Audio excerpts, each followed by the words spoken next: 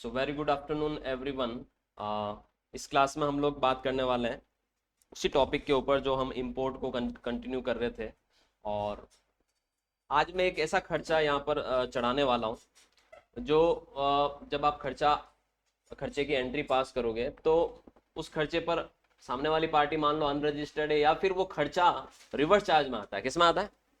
Reverse charge में आता है। जैसे फ्रेट एंड फॉरवर्डिंग चार्जेस, मान लो इसके ऊपर आरसीएम कंपलसरी है, ये आरसीएम एक्सपेंस कहलाएगा। और इसके ऊपर मान लो टैक्स की रेट है, जीएसटी की जो रेट है वो है 5%। तो आपको सामने वाला सप्लायर तो आपसे लेगा नहीं, आप ही को सामने से चल के टैक्स देना पड़ेगा। तो उस केस में इस पूरे ट्रीटमेंट को बीजी में कैसे करेंगे हम लोग, ये मैं आपको आज की इस क्लास में बताने वाला हूँ। तो चलिए शुरुआत करते हैं। सबसे पहले आपको इस एक्सपेंस की एंट्री करनी है। तो जो हमारा कंटिन्यू एंट्री चल रही है उसमें आपको इस खर्चे की आरसीएम एक्सपेंस की क्या करनी, एंट्री करनी। तो बीजी में आप ये एंट्री करोगे जर्नल में। याद रखिएगा, मैं मान लो ये एक एंट्री मैं ऑलरेडी कर चुका हूँ तो मैं इसको ओपन करके बता देता हूँ, आपको हटा देता हूँ उस एंट्री। डिस्प्ले में डे बुक में चलते हैं और मैंने ये एंट्री ऑलरेडी कर रखी है। मैं एक बार इसको हटा के आपके सामने दोबारा करके बताता हूँ आपको। जैसे ये एंट्री मैंने कर रखी है फ्रेट एंड फॉरवर्डिंग चार्जेस, ठीक है। बहुत सिंपल सी एंट्री होने वाली है। ऑलरेडी इसका फ्रेट एंड फॉरवर्डिंग चार्जेस का बीजी में लेजर आपको पहले से मिलेगा और वो आरसीएम एक्सपेंस होगा, ठीक है। आपको इस एंट्री को खाली आपको क्या करना है, यहाँ पर आरसीएम एक्सपेंस लेना है जीएसटी नेचर में, और ये लेजर ऑलरेडी बना हुआ होगा। फिर भी मैं इस लेजर के अंदर की आपको डिटेल्स बताता हूँ। जैसे ये जो ledger freight and forwarding charges हैं ये ऑलरेडी बना हुआ है, ठीक है। अगर आप इस लेजर को जाके देखोगे, उसको ओपन करके देखोगे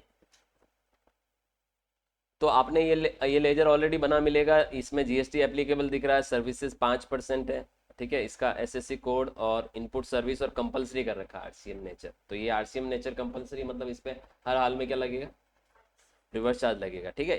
इस लेजर को जब आप, जैसे आपने यहाँ पर 5,000 ले लिए, 5,000 का 5% लगने वाला, राइट। तो 250 रुपये होगा। तो 250 का अगर वो पार्टी जिसको आपको ये चुकाना है वो आप ही के स्टेट की है, जैसे उदयपुर ट्रांसपोर्ट कंपनी मैंने राजस्थान के लिए रखी बनाया, अनरजिस्टर्ड सप्लायर है मान लो, जिसको मुझे ये पैसा चुकाना है, तो सीजीएसटी एचजीएसटी आधा आधा हो जाएगा, 2.5% का भी आधा आधा हो जाएगा, है ना, 2.5% हो जाएगा। तो वो 125 हो जाएगा। आपको ये नॉर्मल एंट्री पास करनी है सबसे पहले F7 में, ठीक है, नॉर्मल। और आप नॉर्मल एंट्री पास करोगे, यहाँ पर आपको क्या लेना है, कॉस्ट सेंटर आपको लेने नहीं है, और आप ये एंट्री एक नॉर्मल सी पास कर दोगे। अब आप ये एंट्री पास करने के बाद आपको क्या करना है, आपने F7 में पहली एंट्री पास की, ठीक है। मैं एक मिनट स्क्रीनशॉट ले लेता हूँ आपके लिए।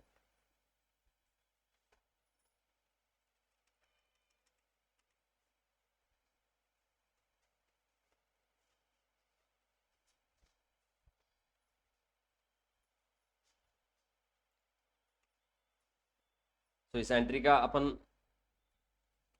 आपके लिए एक स्क्रीनशॉट ले लेते हैं।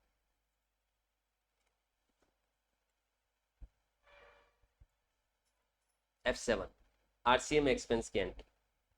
लेकिन अगर आप इस एंट्री के बाद अगर आप अपना रिपोर्ट चेक करोगे, जीएसटी रिटर्न चेक करोगे, कहीं पर भी इस एंट्री का इफेक्ट नहीं पड़ेगा। जैसे मैं आपको बताता हूँ, डिस्प्ले में हूँ मैं और इसमें मैं GSTR 3B में जाता हूँ।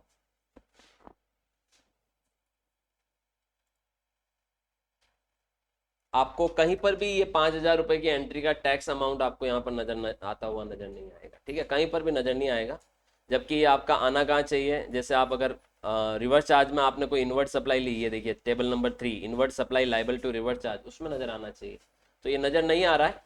लेकिन अब क्या करना होगा कि ये नजर आए यहाँ पर, तो उसके लिए आपको क्या करना पड़ेगा, आप जब डिस्प्ले में हैं, ठीक है, डिस्प्ले में मैं बताता हूँ आपको। जब आप जीएसटी रिपोर्ट में जाएंगे, तो उसमें सबसे लास्ट में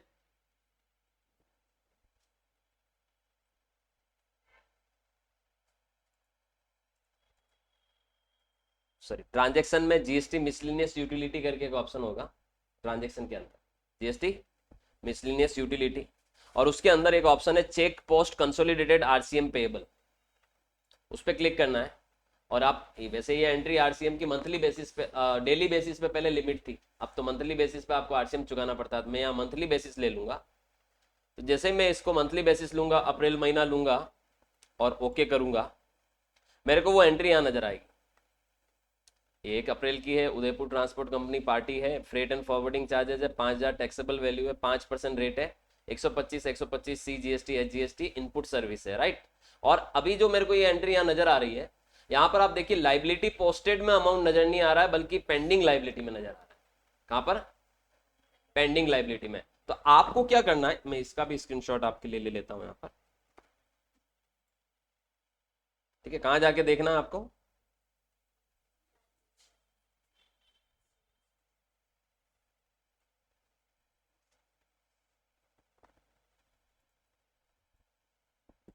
ट्रांजेक्शन के अंदर, ठीक है।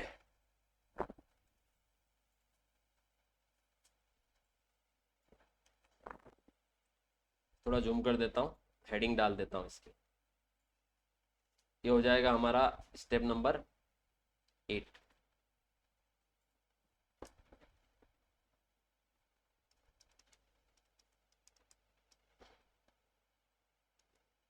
जो कि आपको कहाँ जाना है? ट्रांजेक्शन में,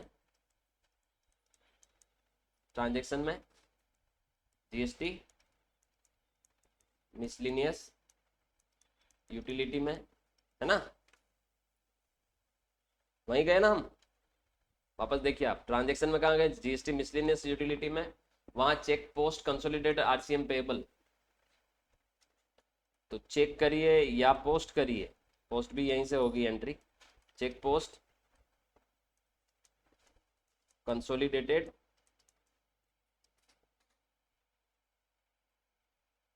आरसीएम पेएबल, ठीक है। तो जब आप इस पे क्लिक करेंगे, मंथली बेसिस पे क्लिक करेंगे और आप अप्रैल लेकर ओके करेंगे, आपके सामने ये पिक्चर ओपन हो जाएगी। अब आपको अपनी लाइबिलिटी पोस्ट करनी है, तो आपको इसकी एक एंट्री करनी है, जो कि नीचे आपको एक ऑप्शन दिख रहा है F4 post consolidated RCM payable voucher. तो आप डायरेक्ट क्या करिए, F4 पे प्रेस करिए। जैसे आप F4 प्रेस करेंगे तो ये देखिए आपको इस तरीके की स्क्रीन नजर आएगी, ठीक है।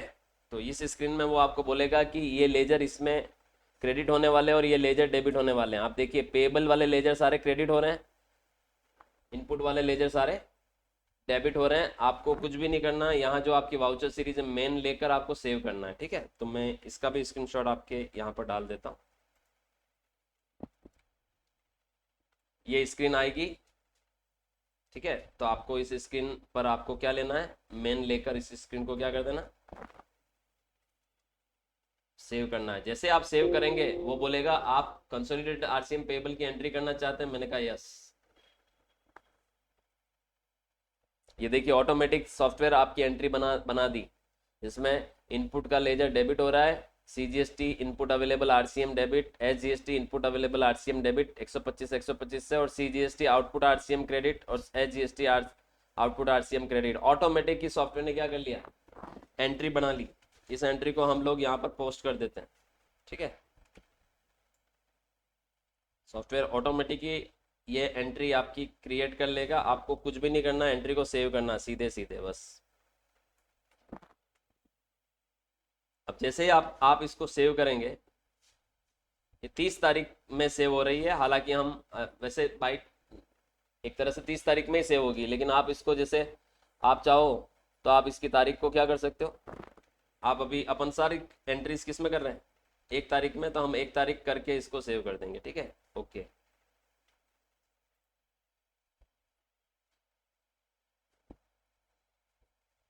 जब आप इसको सेव करने जाओगे वो आपसे पूछेगा कि आपने एक अनरजिस्टर्ड मतलब कंपलसरी आरसीएम नेचर वाला खर्चा आपने किया है। आपको इनवॉइस नंबर डालना है जो सामने वाली पार्टी का, मान लो पार्टी ने आपको 80 नंबर का इनवॉइस दिया, या जैसे आपने उदयपुर ट्रांसपोर्ट कंपनी -080 ये बिल है, ये डालकर आप इसको सेव कर दीजिएगा। ठीक है, ओके करिए। ये आप आरसीएम इनवॉइस को प्रिंट भी कर सकते हैं, मैं अभी नो कर रहा हूँ यहाँ पर। ठीक है, अब आप देखिए वो जो लाइबिलिटी पेंडिंग में आ रहा था वो किस में आ गया, लाइबिलिटी पोस्टेड में आ गया। किस में आ गया, लाइबिलिटी पोस्टेड में। ठीक है, अब ये होने के बाद आप बाहर जाइए, आप अब चाहें तो डिस्प्ले में जाके जीएसटीआर 3B में जाके देख सकते हैं।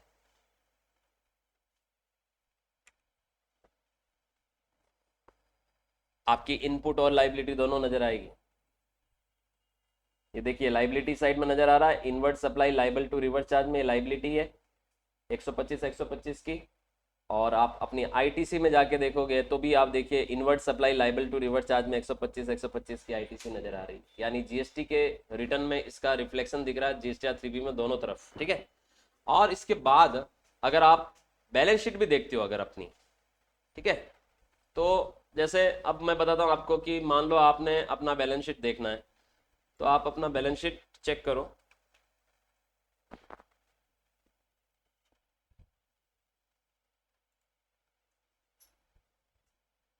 तो बैलेंस शीट में आप देखिए, आपको यहां पर एक तो ड्यूटीज एंड टैक्सेस में जाके देखोगे तो आपको देखिए आरसीएम की सीजीएसटी आउटपुट और एसजीएसटी आउटपुट नजर आ रही है लाइबिलिटी।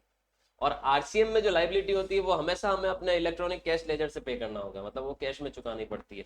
तो एक एंट्री हमें और करनी पड़ेगी आरसीएम की लाइबिलिटी के पेमेंट की, और फिर यहाँ पर हम एक एडजस्टमेंट एंट्री और करेंगे। जो इनपुट मुझे इधर दिख रही दोनों की, इसको यहाँ से निकालकर मुझे रेगुलर इनपुट्स में ट्रांसफर करना है। तो ये एंट्रियां कैसे करेंगे, दो एंट्री और होगी। चलिए पहले पहले हम आरसीएम के पेमेंट की एंट्री करते हैं। तो ट्रांजेक्शन में जाते हैं, पेमेंट में चलते हैं,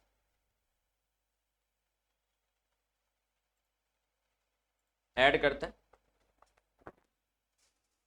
यहाँ बैंक ले लेता हूँ और यहाँ पर मुझे ये बताना होगा कि मैं किसका पेमेंट कर रहा हूँ। मैं बताऊंगा कि मैं यहाँ पर payment GST payment to government, या फिर आप आरसीएम एक्सपेंस का पेमेंट कर रहे हो।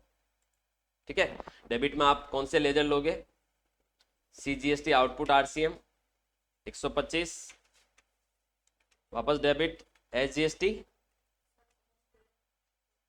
अमाउंट गलत हो गया ना, 125 125 एसजीएसटी आउटपुट आरसीएम 125, और आप क्रेडिट में आईसीआईसीआई मान लो जो भी आपका बैंक है वो लेकर आप ये एंट्री करोगे।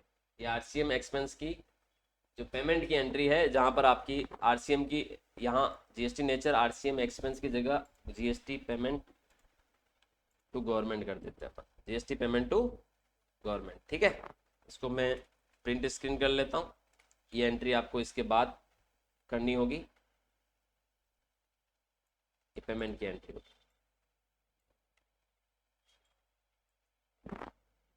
ठीक है, जैसे आप इसको सेव करने जाओगे वो आपसे पूछेगा कि आपको या आप क्या पेमेंट करने जा रहे हो, रेगुलर पेमेंट करने जा रहे हो या आरसीएम पेमेंट करने जा रहे हो।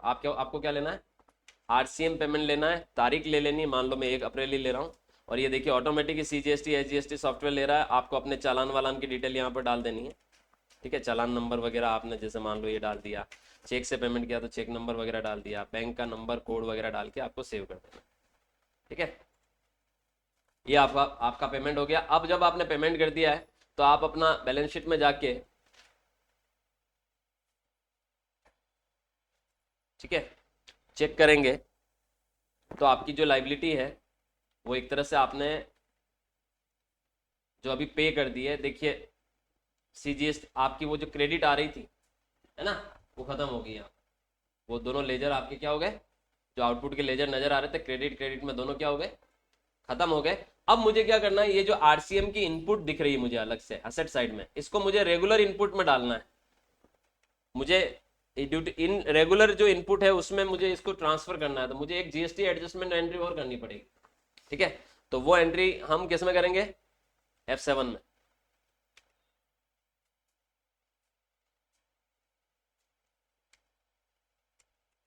मैं यहां बताऊंगा जीएसटी टैक्स एडजस्टमेंट। अब मैं अगली एंट्री कौन सी करने जा रहा हूं, जीएसटी टैक्स एडजस्टमेंट। ठीक है, जीएसटी टैक्स एडजस्टमेंट। डेबिट में अब मैं लूंगा, इनपुट है ना, तो सीजीएसटी इनपुट कितना 125, H GST input normal input 125, और क्रेडिट में क्या लूंगा, सीजीएसटी इनपुट अवेलेबल आरसीएम और 125 ताकि ये जीरो हो जाए, और H GST input available RCM 125 ताकि ये भी जीरो हो जाए। ठीक है, और आप इसको क्या कर दो, सेव कर दो। ठीक है, तो ये मैं प्रिंट स्क्रीन ले लेता हूँ। ये आप क्या कर रहे हो, ये जीएसटी एडजस्टमेंट कर रहे हो, जो आरसीएम के जो इनपुट है उनको आप रेगुलर इनपुट के साथ ट्रांसफर कर रहे हो। आरसीएम के इनपुट को आप किधर ट्रांसफर कर रहे हो, रेगुलर इनपुट में ट्रांसफर कर रहे हो। तो ये आपकी एक तरह से एडजस्टमेंट एंट्री है। ठीक है, जब आप इस एंट्री को सेव करोगे तो वो आपसे पूछेगा कि आप किस तरह से एडजस्टमेंट कर रहे हो, तो आप यहाँ बताना आरसीएम टू रेगुलर एडजस्टमेंट। क्या बताना है, RCM to regular adjustment, date डाल देना, मान लो मैं 1 तारीख की डाल रहा हूँ और ये सेव कर रहा हूँ। अब देखिए मैंने ये एंट्री जैसे ही सेव की, टैक्स का पेमेंट भी कर दिया, वो मैंने आपस में एडजस्टमेंट भी कर दिया, है ना, आरसीएम टू रेगुलर। और अब मैं जब इसको देखूंगा बैलेंस शीट में, तो आप देखिए बैलेंस शीट में जो आपके असेट साइड में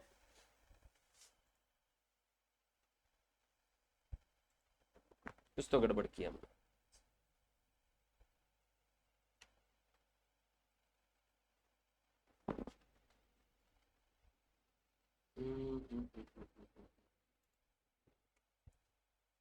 अच्छा, ये माइनस में दिख रहे हैं ना उधर, तो अपन ने शायद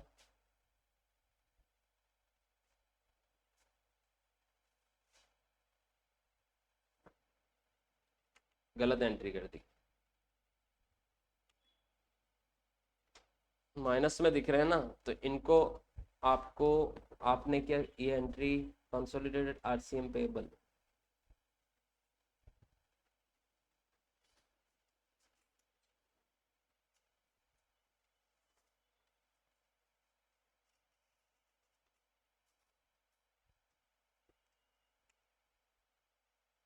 एक बार वापस से हम उस एंट्री को डिलीट करते हैं क्योंकि जीरो होना चाहिए था amount.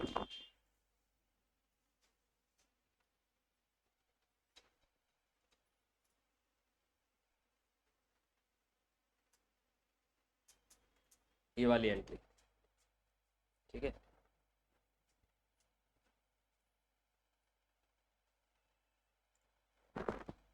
CGST input, HGST input,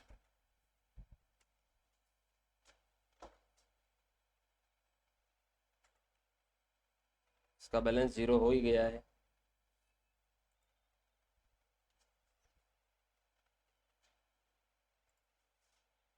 ये भी सही है।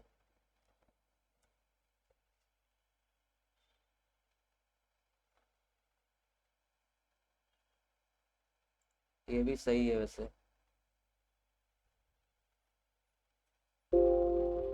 फिर भी एक बार इस एंट्री को अपन डिलीट मार देते हैं।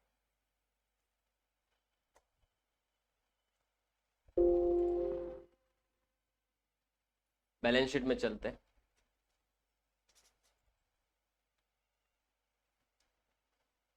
ओके, जैसे अभी मैंने वो 125 असेट साइड में नजर आ रहा है और डेबिट में नजर आ रहा है। इसमें नजर आ रहा है, डेबिट में नजर आ रहा है। ठीक है, इस पे एंटर मारा,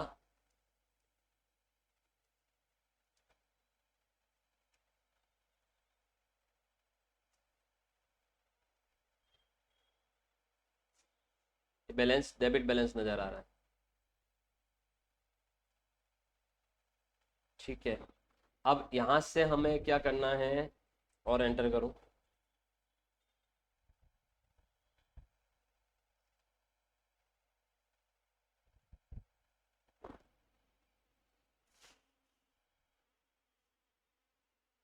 ये एंट्री अपन ने की थी। ठीक है, कंसोलिडेटेड वाली। यहाँ से हम क्या करते हैं, ऐड जनरल करते हैं। जीएसटी नेचर में हम क्या ले लेते हैं, जीएसटी टैक्स एडजस्टमेंट। या फिर नॉर्मल नॉट एप्लीकेबल ले लेते हैं। यहाँ पर हम क्या ले लेते हैं, डेबिट में CGST इनपुट 125, HGST इनपुट 125 और CGST input available RCM credit कर देते हैं 125 से, और HGST इनपुट अवेलेबल RCM को क्रेडिट कर देते हैं 125 से। तो ये 0 0 हो जाने चाहिए, वो डेबिट हो जाने चाहिए। एक बार इसको सेव करते हैं। अब हम देखते हैं,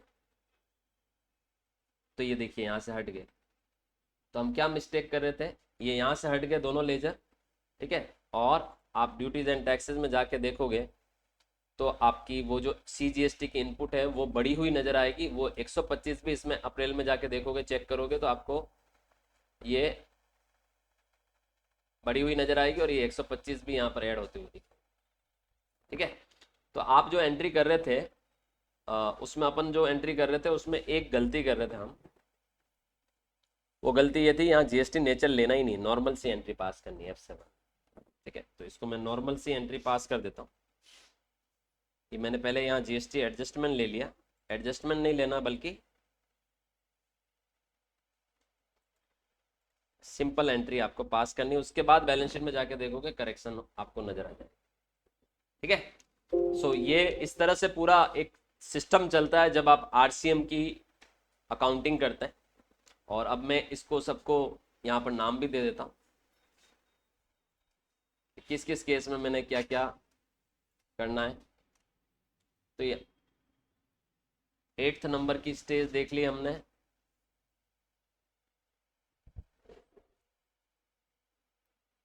फिर ये स्टेप नंबर 9, ये हमने कंसोलिडेटेड RCM पेएबल,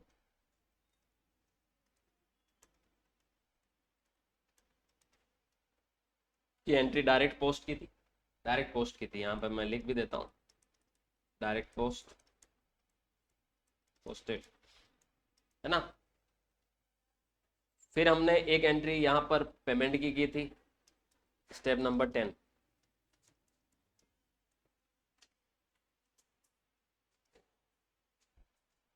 जहाँ पर हमने RCM पेमेंट की एंट्री की थी, ये पेमेंट में जाके करनी।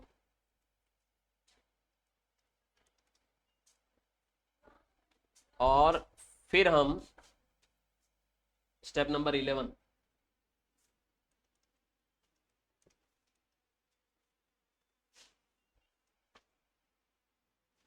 हमें एक क्रॉस एडजस्टमेंट या एक एडजस्टमेंट एंट्री करनी, जहां पर वो जो RCM के इनपुट नजर आ रहे थे उनको रेगुलर इनपुट में ट्रांसफर करना, एडजस्टमेंट एंट्री, ठीक है। इनपुट एडजस्टमेंट एंट्री, इसे क्या कह सकते हो, इनपुट एडजस्टमेंट एंट्री, ये आपको पास करनी थी। ऑलराइट, तो ये पूरा एक अलग ही कॉन्सेप्ट है जहां पर कोई भी खर्चा जो रिवर्स चार्ज का होता है उस पर आपको पहले तो खर्चे की बुकिंग एंट्री करनी, फिर आपको मिसलिनियस यूटिलिटी में जाके उसकी कंसोलिडेटेड RCM पेएबल की एंट्री करनी, फिर उसका RCM का पेमेंट करना, फिर आपको उसकी जो इनपुट नजर आ रही है उसको रेगुलर इनपुट में ट्रांसफर करने की एंट्री करनी। ये पूरा प्रोसीजर इस क्लास में मैंने आज आपको बताया, ठीक है। Thank you so much.